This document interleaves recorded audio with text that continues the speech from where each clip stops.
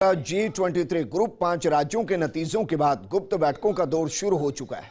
G23 गुट के नेता मीटिंग कर रहे हैं। गुलाम नबी आजाद, मनीष तिवारी, कपिल सिब्बल ने मीटिंग की है। चुनाव परिणाम और कांग्रेस अध्यक्ष चुनाव को लेकर चर्चा की गई है। सूत्रों के हवाले से जानकारी मिल रही है। कांग्रेस नेता गुलाम नबी आजाद के आवास पर ही बैठक हुई है।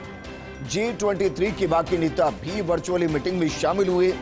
कांग्रेस में नया अध्यक्ष जल्द चुने जाने की मांग उठाई गई। एआईसीसी का अपासत्र बुलाने की भी मांग रखी गई है। हालांकि सोनिया गांधी ने साफ तौर पर कहा था कि वो पूर्णकालिक अध्यक्ष हैं और कोई भी उनसे मिल सकता है।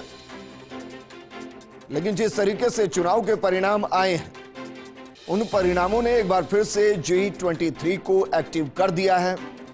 जानकारी जो मिल रही है उसके मुताबिक गुलाम नबी आजाद, मनीष तिवारी और कपिल सिब्बल ने मीटिंग की है। चुनाव परिणाम, कांग्रेस अध्यक्ष चुनाव को लेकर चर्चा की है। हमारी सहयोगी और दिल्ली न्यूज एडिटर अदिति नागर जुड़ गई। अदिति, G23 का सक्रिय होना, इसको कांग्रेस में किस तरीके से देखें? क्योंकि सोनिया गांधी, आपको याद होगा कि पिछली बार जब इस तरीके का बवाल हुआ था, उन्होंने कहा था कि वो पूर्णकालिक अध्यक्ष हैं।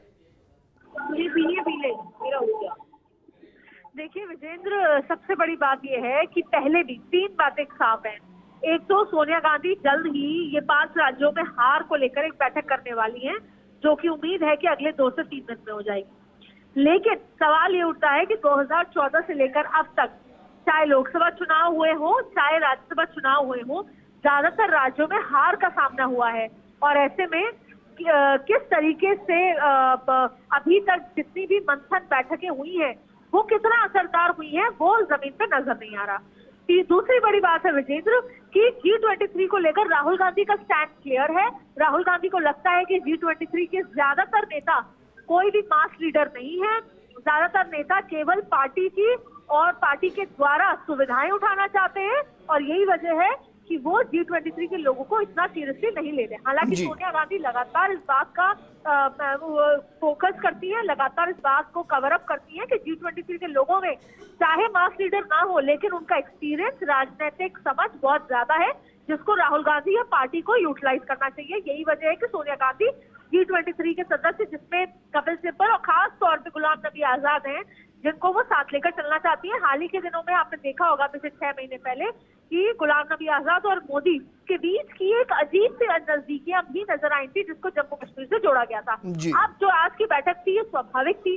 कल ही कानों में खुसुर फुसुर, हालांकि एक सन्नाटा छाया हुआ है एआईसीसी दफ्तर में, लेकिन जो सीनियर नेता है वो खुसुर फुसुर यही कर रहे हैं कि अब G23 सक्रिय होगा। लेकिन राहुल गांधी से जुड़े नेता यही कह रहे हैं कि G23 की किसको पड़ी है, हमें दोबारा से संगठन मजबूत करना होगा। लेकिन सवाल अदिति, अगर इस तरीके की विचारधारा होगी तो फिर ये कहना भी मुश्किल नहीं कि हो सकता है कि G23 के कुछ नेता पार्टी से इतर अपनी एक नई तैयारी शुरू कर दे। देखिए, पार्टी अभी तक जो कांग्रेस का स्टैंड है वो ये है, जो राहुल गांधी संबंधित लोग हैं, कि G23 लोगों की क्योंकि कोई मास लीडरशिप नहीं है, तो अगर पार्टी से इधर कोई तैयारी भी शुरू करेंगे तो उसके लिए कार्यकर्ता चाहिए, उसके लिए पार्टी फॉर्मेशन चाहिए। सवाल ये है कि वो अपने घरों में बैठकर केवल राहुल गांधी की अध्यक्षता या प्रियंका गांधी की अध्यक्षता पे सवाल उठाते हैं। लेकिन मुद्दा ये नहीं है। मुद्दा ये है विजेंद्र कि अब जो सितंबर तक कोई एक पूर्णकालिक अध्यक्ष को तय होना है, अब जो हाल ही में CWC होगी, उसमें जाहिर तौर पर ये सवाल उठेगा G23 से संबंधित लोगों का। लेकिन बाकी के लोग यही कहेंगे कि राहुल गांधी जल्द से जल्द जिम्मेदारी लें। सवाल बॉटम लाइन ये उठता है कि चाहे जनता हो, चाहे खास तौर पर कांग्रेस के देश भर के कार्यकर्ता हो, चाहे फिर जो है दूसरे लोग हो, सब यही चाहते हैं कि अब राहुल गांधी या तो जिम्मेदारी लें या किसी और को जिम्मेदारी दें। जी बिल्कुल अदिति, शुक्रिया तमाम जानकारी हमारे साथ साझा करने के लिए।